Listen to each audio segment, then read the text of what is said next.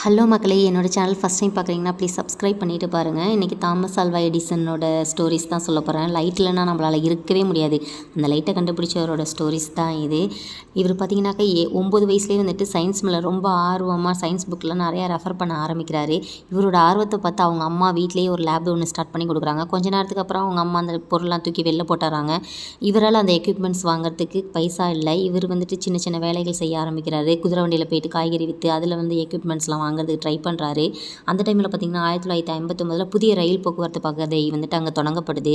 அப்போ என்ன பண்ணுறாரு இவர், அந்த சுற்றுலா பயணிகள் வரும்பொழுது இவர் புக்ஸ் விற்கிறது, தின்பண்டம் விற்கிறது, பத்திரிக்கை விற்கிறது, அந்த மாதிரி வேலையெல்லாம் பார்க்குறாரு. இன் பிட்வீன் கேப்பு மார்னிங் போன ட்ரெயின் ஈவினிங் தான் வரும். அந்த டைமில் கூட இவர் வேஸ்ட் பண்ணாமல் அந்த ஓட்டுநர்கிட்ட அனுமதி வாங்கி அந்த சரக்கு ரயிலே ஒரு லேபாக மாற்றி அங்கே நிறையா அவர் வந்துட்டு ரிசர்ச் பண்ணிகிட்டே இருக்கிறாரு. நிறையா புக்ஸ் எழுதுகிறாரு, நிறையா புக்ஸு படிக்கிறாரு. நிறையா வந்து எழுதி புக்ஸ் நிறையாவே அவரே அச்சிட்டு அவரே வெளியிடுறாரு. அந்த பத்திரிக்கையும் அவரே விற்கிறாரு.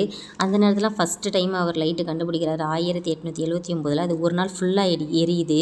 அந்த வெளிச்சத்தை பார்த்து மக்கள் எல்லாருமே பார்த்து ரொம்ப மகிழ்ச்சி வியந்து பார்க்குறாங்க. இவ்வளோ வெளிச்சமாக இருக்குது அப்படின்னு சொல்லிட்டு. அவர் அடிக்கடி சொல்கிற வார்த்தை 1% ஜீனியஸ் 99% பெர்ஸ்பிரேஷன் சொல்லுவார். நம்மளால் முடியலை அப்படின்னு யோசிக்க மாட்டார். நம்ம எப்படி செய்யலாம் அப்படின்ட்டு தான் அவர் யோசிப்பார். அப்படிப்பட்ட இவர் 1931 இறக்குறாரு. அவர் இறந்த அன்னைக்கு 2 நிமிஷம் அமெரிக்காவில் லைட்டே எரியலை. செம்மையாக இருக்குல்ல. இந்தமாரி நம்மளும் வந்துட்டு விடாமுயற்சியாக நிறையா வெற்றிகளை குவிக்கணும். உங்களுக்கு வீடியோ பிடிச்சிருந்துச்சுன்னா லைக் பண்ணுங்கள், மறக்காமல் சப்ஸ்கிரைப் பண்ணுங்கள். தேங்க்யூ.